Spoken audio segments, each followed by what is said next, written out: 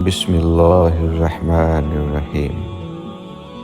شروع اللہ کا نام لے کر جو بڑا مہربان نہایت رحم والا ہے۔ حضرت علی رضی اللہ تعالی عنہ کی خدمت میں ایک شخص آیا اور عرض کرنے لگا، اے علی رضی اللہ تعالی عنہ، میں نے اپنی بیٹی کی شادی کروائی لیکن چند ہی ماہ میں وہ شادی ٹوٹ گئی۔ آج کل لوگوں کا پتہ ہی نہیں چلتا، بظاہر تو بڑے اچھے لگتے ہیں لیکن رشتے رکھنے کے بعد اصل چہرہ ظاہر ہو جاتا ہے۔ کیا کوئی ایسا عمل نہیں جس سے ہم شادی سے پہلے یہ دیکھ سکیں کہ یہ لڑکی یا لڑکا شادی کرنے کے قابل ہے یا نہیں، یعنی شادی وہاں کی جائے یا نہیں؟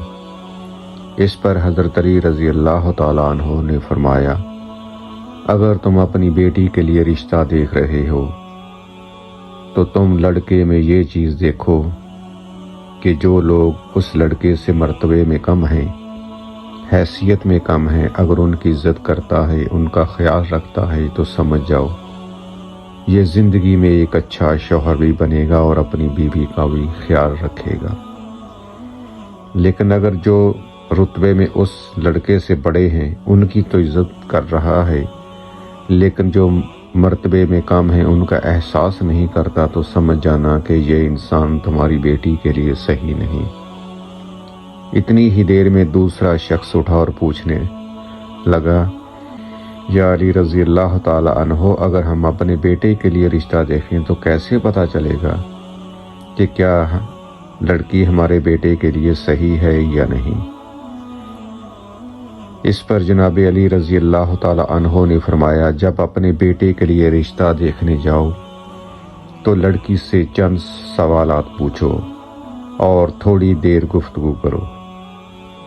اگر لڑکی صرف اپنی خوبیاں بتا رہی ہے اور ہر بات پہ اپنی تعریف کرتی ہے تو سمجھ جانا یہ لڑکی خود پسندی کی دلدل میں گرفتار ہے۔ لیکن اگر لڑکی اپنے گھر والوں کی بات کرے، اپنے والدین کی بات کرے تو وہ لڑکی آنے والے وقت میں کسی بھی انسان کے لیے اچھی بیوی ثابت ہو سکتی ہے۔ اور اگر کوئی انسان ان دونوں اعمال کے بعد بھی گھبرانے لگے اور فیصلہ نہ کر سکے تو وہ گھر آ کے 27 مرتبہ سورۃ الکوثر کو پڑھے اور سو جائے۔ اگر خواب میں خوشحالی یا وہ لڑکا اچھا لباس پہنے نظر آئے یا وہ لڑکی اچھے لباس میں نظر آئے تو وہ انسان سمجھ جائے کہ یہ رشتہ مبارک ثابت ہوگا۔ لیکن اگر خواب میں آگ یا شیطانی مناظر یا خون یا اس لڑکی یا لڑکے کا خراب روپ دیکھے تو پھر وہ رشتہ بہتر ثابت نہیں ہوگا۔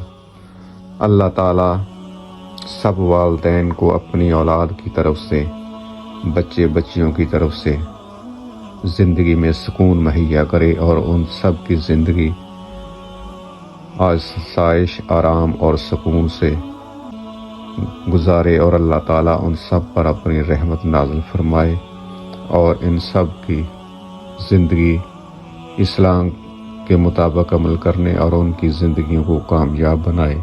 آمین ثم آمین۔